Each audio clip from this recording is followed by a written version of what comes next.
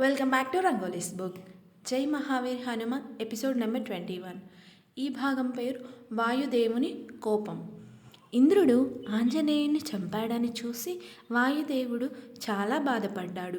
తరువాత అతని దుఃఖం కోపంగా మారి తన చనిపోయిన కొడుకుతో ఒక గుహలో తనని తాను బంధించుకున్నాడు.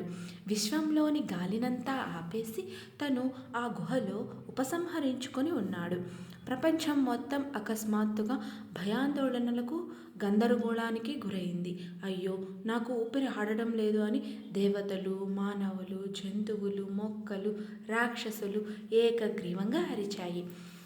తను సృష్టించిన సృష్టి ముగియబోతుందని చూసిన బ్రహ్మ ఒక దేవుని సహాయంతో కలిసి వాయుదేవుని ఉన్న ప్రదేశానికి పరిగెత్తాడు. ఆంజనేయుని మృతదేహం పక్కన వాయుదేవుడు కన్నీరు కారుస్తున్నట్లు బ్రహ్మ కనుగొన్నాడు. ఏమిటి విషయం? నువ్వు నీ విధులను నిర్వర్తించడం ఎందుకు ఆపావు అని బ్రహ్మ వాయుదేవుణ్ణి ఆందోళనగా అడిగాడు.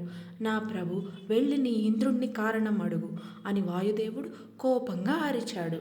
అతను నా బిడ్డ ఆంజనేయుణ్ణి చంపాడు అని రోధించాడు. అంతేనండి. ఈ కంటెంట్ కనుక మీకు నచ్చినట్టయితే లైక్ చేయండి, షేర్ చేయండి, సబ్స్క్రైబ్ చేయండి. Thank you so much.